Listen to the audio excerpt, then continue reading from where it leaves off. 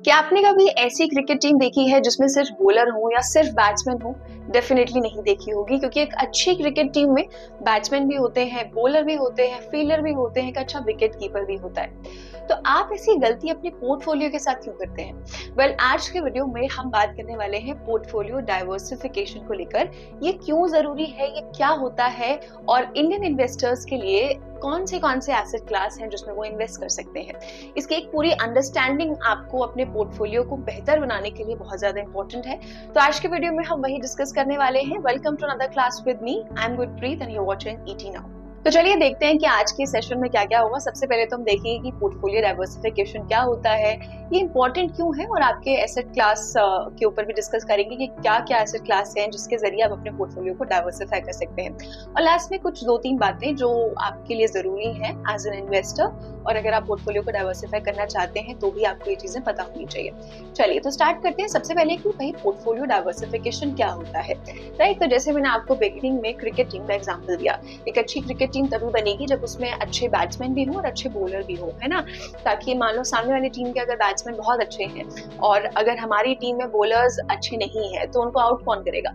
Likewise जब हम portfolio को डाइवर्सिफाई करते हैं तो हमारा मकसद ये होता है कि हम मल्टीपल एसेट्स को अपने पोर्टफोलियो में इंक्लूड करें ताकि हम रिस्क को कम कर सके। सबसे बड़ा एक ऑब्जेक्टिव जो आ जाता है पोर्टफोलियो डाइवर्सिफिकेशन का वो ये होता है, यानी कि आप अपने इन्वेस्टमेंट को, जो आपका पैसा है जो आप इन्वेस्ट करते हैं, आप उसे अलग अलग एसेट क्लास में लगाएं रादर देन किसी एक एसेट क्लास में इन्वेस्ट करने के। इससे क्या होगा कि आपका जो रिस्क है वो कम होगा और साथ साथ में आपको रिटर्न्स भी जो है कंपैरेटिवली इंक्रीज होते हुए नजर आएंगे। अब यहाँ पर हम बात करें तो अलग अलग एसेट्स जो होते हैं उनका अलग अलग जो है ना रिटर्न लेवल होता है, साथ में अलग अलग रिस्क भी होता है। तो जब आप अपने पोर्टफोलियो में ऐसे मल्टीपल एसेट्स को रख लेते हैं तो आप कहीं ना कहीं उस चीज को बैलेंस आउट कर लेते हैं। मान लो आपके पास स्टॉक है, आपके पास आपके पोर्टफोलियो में गोल्ड भी है, तो कभी स्टॉक मार्केट नीचे चला गया तो गोल्ड का प्राइस जो है कहीं ना कहीं आपका बरकरार रहेगा। तो इसमें क्या है, रिस्क जो है वो मेंटेन हो जाएगा। सो पोर्टफोलियो डाइवर्सिफिकेशन एक कॉन्सेप्ट है कि आप अपना जो पोर्टफोलियो है, आपका जो फाइनेंशियल पोर्टफोलियो है, आपका जो पैसा है, आप उसे किसी एक ही एसेट में लगाने के बजाय मल्टीपल जगहों पर लगाएं जिससे आपका रिस्क कम हो जाए। Hence ultimately coming to the point कि ये इंपॉर्टेंट क्यों है। ये इंपॉर्टेंट इसलिए है, नंबर 1 क्योंकि ये रिस्क मैनेजमेंट में बहुत हेल्प करता है।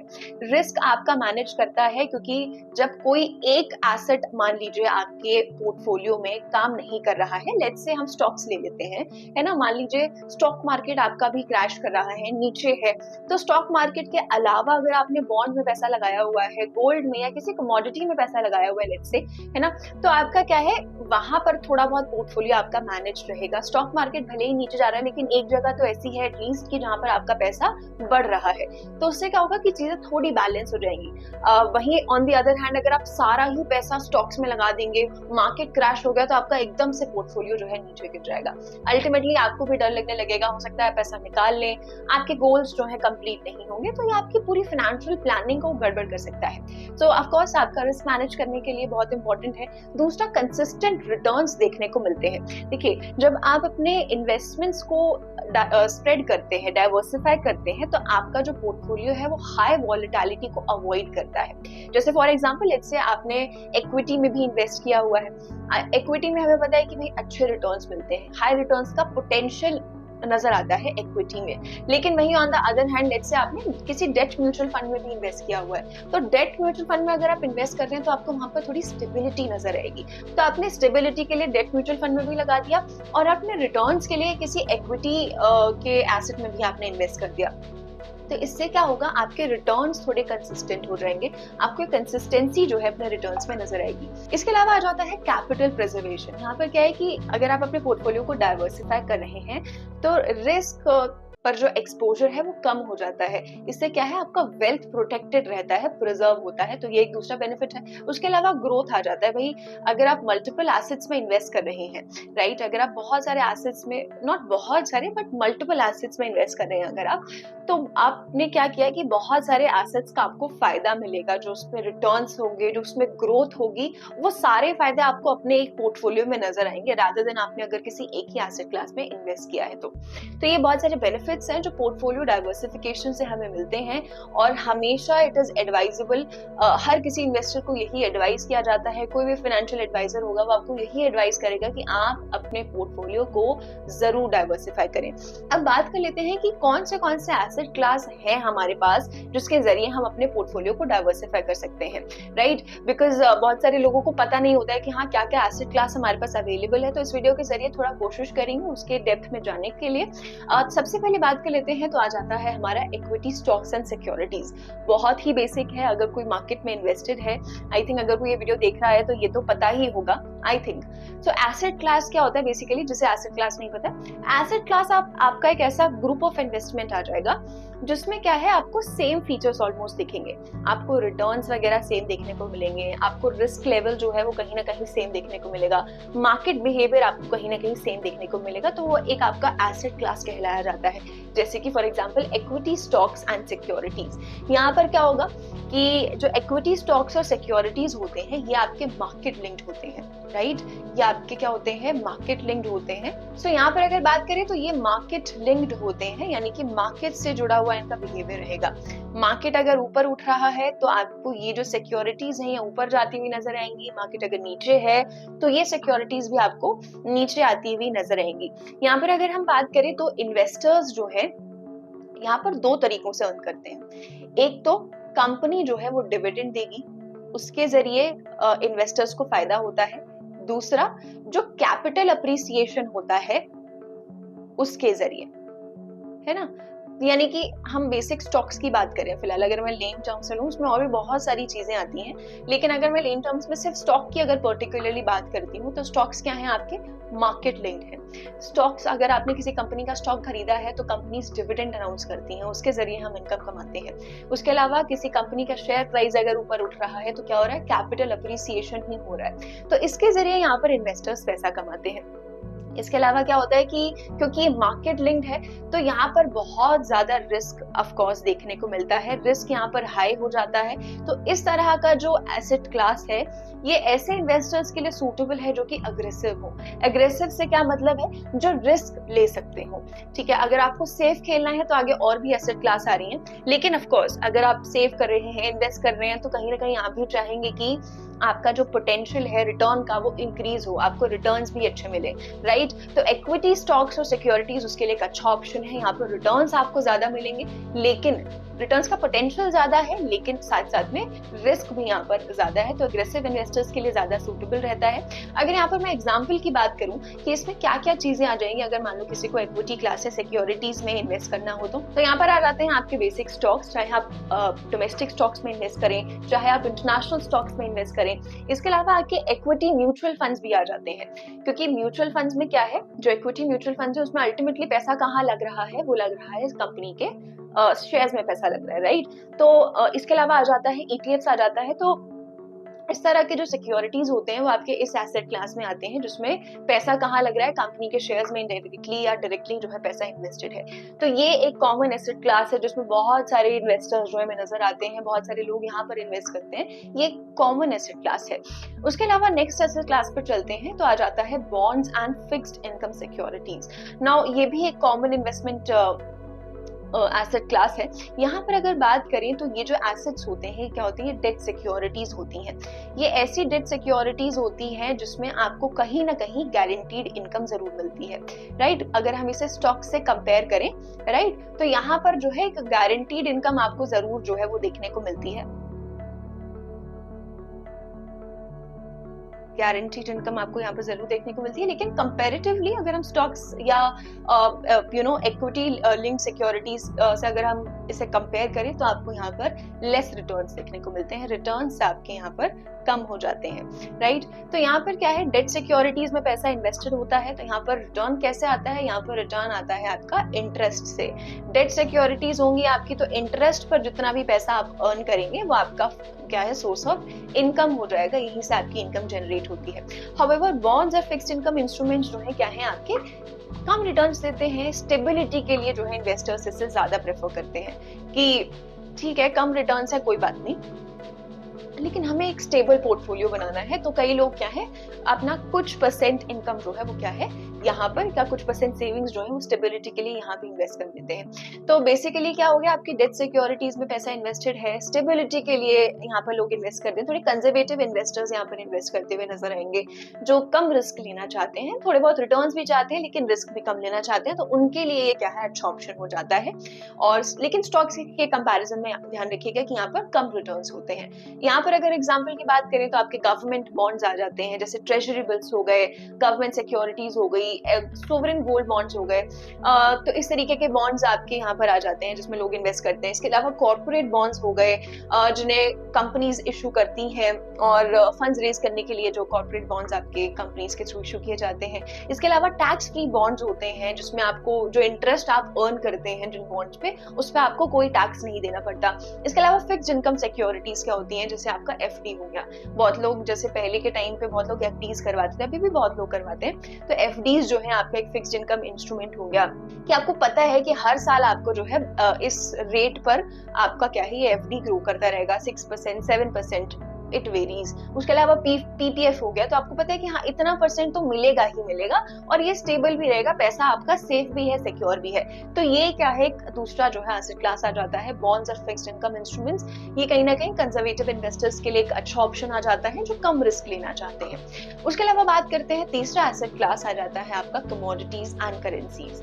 नाउ कमोडिटीज क्या हो गई आपकी, बहुत सारे एग्रीकल्चरल या नॉन एग्रीकल्चरल प्रोडक्ट्स हो गए जिनको आप ट्रेड कर सकते हैं मार्केट में, वो आपके कमोडिटीज में आ जाते हैं। लाइकवाइज अगर मैं बात करूं करेंसीज की, तो करेंसी की भी ट्रेडिंग की जाती है। करेंसी की ट्रेडिंग होती है फॉरेक्स मार्केट में, उसके लिए एक अलग मार्केट है, राइट। लेकिन इंडिया की अगर हम बात करें, अगर हम इंडियन इन्वेस्टर्स के पर्सपेक्टिव से देखें, तो जो फॉरेक्स मार्केट है इंडिया में वो हाईली रेगुलेटेड है, और करेंसी ट्रेडिंग जो है वो डायरेक्टली आप नहीं कर सकते हैं, दैट इज इलीगल।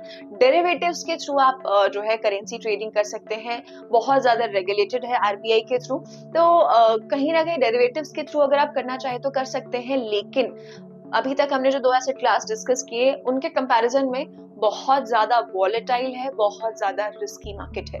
तो अनलेस और अनटिल आपको बहुत अच्छी समझ ना हो करेंसी मार्केट की, you should not invest in this market because बहुत ज्यादा रिस्की है। सो अगर कमोडिटीज की और करेंसीज की बात करें तो ये भी एक एसेट क्लास देखने को मिलता है। अगर आपको अपना पोर्टफोलियो डाइवर्सिफाई करना है तो आप कमोडिटीज में भी जो है ट्रेडिंग कर सकते हैं। तो ये जो एसेट क्लास है ये ऐसे ट्रेडर्स के लिए अवेलेबल है जो कि कैपिटल अप्रिसिएशन पे खेलना चाहते हैं ना, कि किसी चीज का दाम अगर बढ़ेगा तो उससे आपको फायदा हुआ। कोई चीज आपने 10 रुपए की ली, वो 20 रुपए की हो गई, तो आपको 10 रुपए का फायदा हो गया। तो ऐसे में जो खेलना चाहते हैं ट्रेडर्स वो इस मार्केट में आ सकते हैं। कमोडिटीज का एग्जांपल अगर हम ले तो बहुत सारे मेटल्स आ जाते हैं, गोल्ड, सिल्वर, प्लैटिनम जो आपके प्रेशियस मेटल्स हैं। इसके अलावा आपके जो दूसरे मेटल्स हैं, इंडस्ट्रियल मेटल्स हैं, कॉपर हो गया, एल्यूमिनियम हो गया, इसकी ट्रेडिंग कर सकते हैं। एग्रीकल्चरल प्रोडक्ट्स हो गए आपके, कॉटन हो गया, वीट हो गया, राइस हो गया, इसकी भी ट्रेडिंग होती है। इसके लिए भी कमोडिटी मार्केट आपका पूरा चलता है।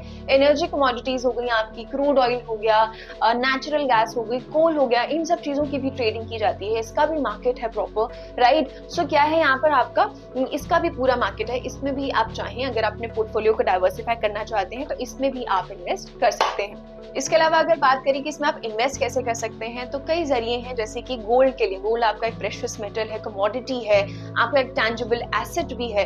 तो आप यहाँ पर सोवरेन गोल्ड बॉन्ड के जरिए यहाँ पर इन्वेस्ट कर सकते हैं। सोवरेन गोल्ड बॉन्ड के ऊपर एक वीडियो भी मैंने बनाई हुई है, आप चाहें तो उसे चेकआउट कर सकते हैं, आपको डिस्क्रिप्शन में उसका लिंक मिल जाएगा। इसके अलावा आप चाहें तो कमोडिटी म्यूचुअल फंड्स में जो है आप जा सकते हैं। कमोडिटी म्यूचुअल फंड्स के जरिए आप इन्वेस्ट कर सकते हैं। कमोडिटी ईटीएफ्स के थ्रू जो है आप इन्वेस्ट कर सकते हैं। और करेंसीज के लिए तो आपको डेरिवेटिव्स के थ्रू ही जाना होगा, बहुत हाईली रेगुलेटेड मार्केट है, तो बहुत सारी चीजें आपको पहले रिसर्च करनी होगी। बट कमोडिटीज की अगर बात करें तो आप इनको फिजिकली भी ट्रेड कर सकते हैं। तो ये भी आपका एक एसेट क्लास आ जाता है इंडियन इन्वेस्टर्स के लिए, जो ओपन मार्केट है जिसमें आप इन्वेस्ट कर सकते हैं। अब आगे आते हैं तो आगे आ जाता है रियल एस्टेट और बाकी के टैंजिबल एसेट्स। रियल एस्टेट के ऊपर भी एक कंप्लीट वीडियो मैंने बनाई हुई है कि अगर आप रियल एस्टेट में डायरेक्टली नहीं इन्वेस्ट करना चाहते हैं, इनडायरेक्टली इन्वेस्ट करना चाहते हैं, तो उसके 5 तरीके मैंने बताए हुए हैं। उसका लिंक भी आपको डिस्क्रिप्शन में मिल जाएगा, आप चाहें तो चेकआउट कर सकते हैं। नाउ रियल एस्टेट भी और बाकी के जो टैंजिबल एसेट्स है उसका एक अलग एसेट क्लास है इंडिया में। रियल एस्टेट की अगर बात करें तो बहुत बड़ा मार्केट है, ऑफ कोर्स बहुत पैसा भी चाहिए। अगर आप डायरेक्टली मार्केट में घुसना चाहते हैं तो, इनडायरेक्टली भी जाना चाहते हैं तो भी अच्छा ऑप्शन है रियल एस्टेट। आप अगर इनडायरेक्टली जाना चाहते हैं तो रीट्स के थ्रू आप जो है ना एंट्री ले सकते हैं यहाँ मार्केट में, प्लस और भी बहुत सारे ऑप्शंस हैं जो प्रीवियस वीडियो में हमने डिस्कस किए थे।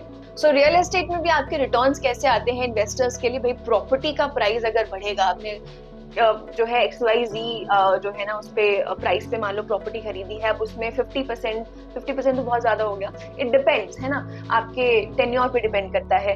अगर बात करें रियल एस्टेट की तो लॉन्ग टर्म इन्वेस्टर्स के लिए ज्यादा सूटेबल रहता है, क्योंकि प्रॉपर्टीज अगर आप लंबे समय के लिए रखेंगे तभी उसमें क्या है आपको लॉन्ग टर्म कैपिटल अप्रिसिएशन जो है नजर आएगा, अच्छा रिटर्न आपको तभी मिलेगा, राइट। सो रियल एस्टेट में अगर आप जाना चाहें तो जा सकते हैं, डायरेक्टली इनडायरेक्टली कैसे भी कैपिटल अप्रिसिएशन आपको देखने को मिल जाता है in the form of property price hike, right. इसके अलावा दूसरे टैंजिबल एसेट्स भी आ जाते हैं, जैसे कि ऑफ कोर्स टैंजिबल एसेट आपका सिल्वर और गोल्ड भी है, that is also an asset. Gold और सिल्वर आप डायरेक्टली भी खरीद सकते हैं, राइट, और ETFs के थ्रू भी आप जो है ना इनकी ट्रेडिंग कर सकते हैं। गोल्ड के लिए आप गोल्ड बॉन्ड्स में जो है ना इन्वेस्ट कर सकते हैं, वो भी एक अच्छा ऑप्शन है। इसके अलावा बाकी के जो टैंजिबल एसेट्स है, कुछ कलेक्टिबल्स आ जाते हैं, कोई आर्ट मान लीजिए, कोई आपने महंगी पेंटिंग खरीद ली, राइट, कोई विंटेज आइटम्स हो गए जिनका प्राइस बढ़ता रहता है, तो ये सारी चीजें भी है, ये भी टैंजिबल एसेट्स में आता है। इसमें भी क्या है इन्वेस्टर्स इन्वेस्ट कर सकते हैं, इसके जरिए भी एक कैपिटल अप्रिसिएशन बनता है और पोर्टफोलियो का थोड़ा सा और डाइवर्सिफाई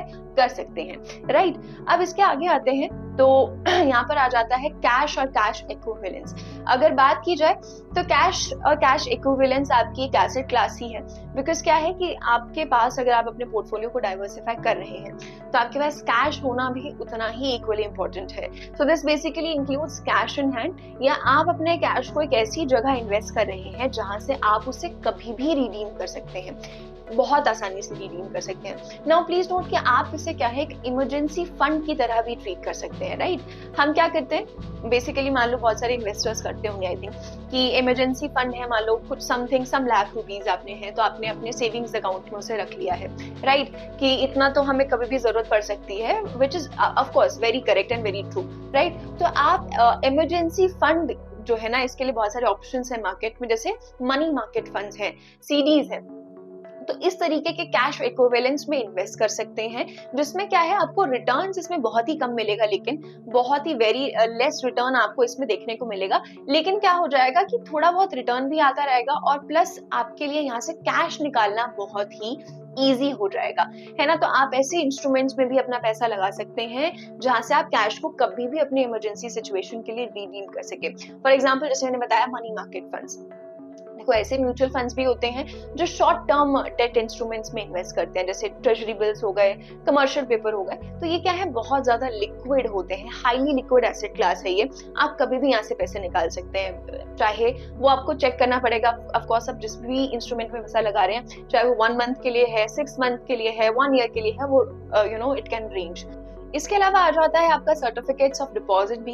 इसमें बेसिकली क्या होता है, लेट्स से बैंक और डिपॉजिटर के बीच में ये अग्रीमेंट सॉर्ट ऑफ होता है। लेट्स से मैं डिपॉजिटर हूँ तो मेरा एक सेविंग्स अकाउंट होगा जिसमें मैं क्या है, लेट्स से मैं 6 महीने का पीरियड चूज करती हूँ, मैंने 6 महीने के लिए एक फिक्स्ड अमाउंट ऑफ मनी जो है एक सर्टेन बैंक में जमा करवा दिया, और बदले में बैंक क्या है मुझे क्या करेगा, उस 6 महीने के लिए एक सर्टेन इंटरेस्ट देगा ना। मुझे पता है कि 6 महीने के बाद में वो पैसा निकाल सकती हूँ, और साथ साथ में 6 महीने के लिए मुझे बैंक जो है इतना इंटरेस्ट भी दे रहा है। Now it can also range 6 महीना, 1 साल, 2 साल, तो ये वेरी कर सकता है। तो ये सर्टिफिकेट ऑफ डिपॉजिट है। तो इस तरीके के जो मार्केट इंस्ट्रूमेंट्स हैं जो कैश इक्विवेलेंस के एसेट क्लास में आते हैं, ये भी आपके लिए यूजफुल हो सकते हैं आपके पोर्टफोलियो को डाइवर्सिफाई बनाने के लिए। तो ये कुछ एसेट क्लास थे जिसमें आप इन्वेस्ट कर सकते हैं अपने पोर्टफोलियो को डाइवर्सिफाई करने के लिए।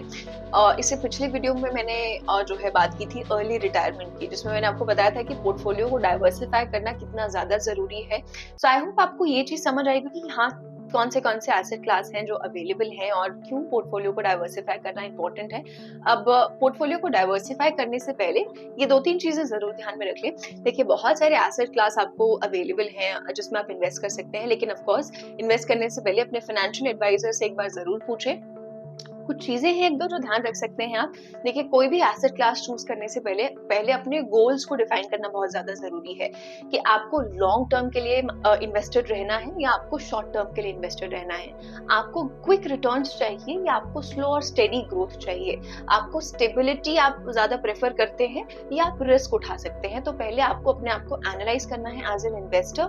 आपको देखना है कि आपके गोल्स क्या हैं, राइट? उसी के हिसाब से आप अपने एसेट क्लास को चूज कीजिए। बिकॉज अगर आपके लॉन्ग टर्म गोल्स हैं और आप बहुत ज्यादा हाई रिस्क के साथ खेल रहे हैं तो आपका पोर्टफोलियो जो है वो गड़बड़ कर सकता है। सो इट्स वेरी इंपॉर्टेंट कि आपको एसेट क्लास कौन सा चूज करना है, उसके लिए पहले आपको अपने गोल्स को डिफाइन करना बहुत ज्यादा इंपॉर्टेंट है।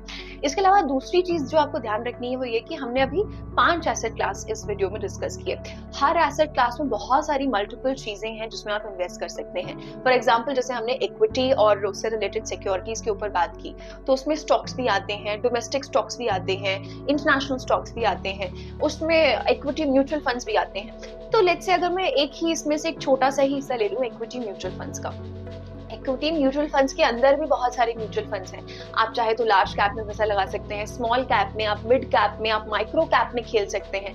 तो एक एसेट क्लास के अंदर बहुत सारी चीजें हैं जिसमें आप अपने पैसे को इन्वेस्ट कर सकते हैं। सो ये भी चीज आप ध्यान रखें कि एक ही एसेट क्लास में भी आप डाइवर्सिफिकेशन कर सकते हैं, राइट? अगर आप किसी इक्विटी म्यूचुअल फंड में जा रहे हैं तो आप उसमें भी डाइवर्सिफिकेशन अगर करना चाहें तो कर सकते हैं। जैसे आप लार्ज कैप में भी जा सकते हैं, स्मॉल में भी जा सकते हैं, राइट? आपको एक बैलेंस्ड पोर्टफोलियो अल्टीमेटली अपने लिए बनाना है। आपको रिटर्न्स भी चाहिए तो आप जो है थोड़े रिस्क के साथ भी खेल सकते हैं, लेकिन अगर आपको फिर स्टेबिलिटी भी साथ साथ में चाहिए क्योंकि आपको अपने पोर्टफोलियो को बैलेंस करना है तो आप बॉन्ड्स की तरफ भी जा सकते हैं, राइट? आप गोल्ड की तरफ भी जा सकते हैं।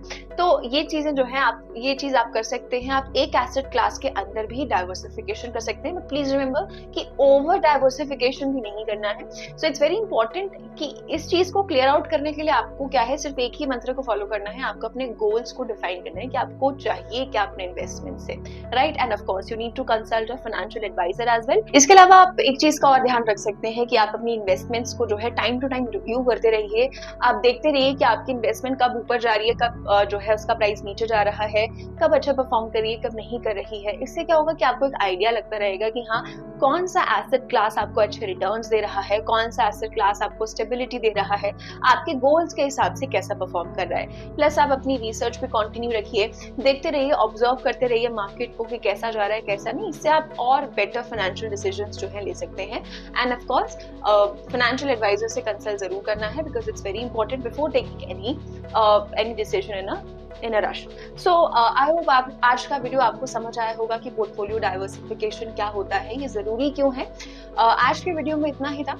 इसके अलावा अगर आप चाहते हैं किसी और टॉपिक पे कि कोई एक्सप्लेनर बनाया जाए, कोई वीडियो बनाई जाए, तो कमेंट सेक्शन में जरूर शेयर करिए। मिलेंगे अगली क्लास में।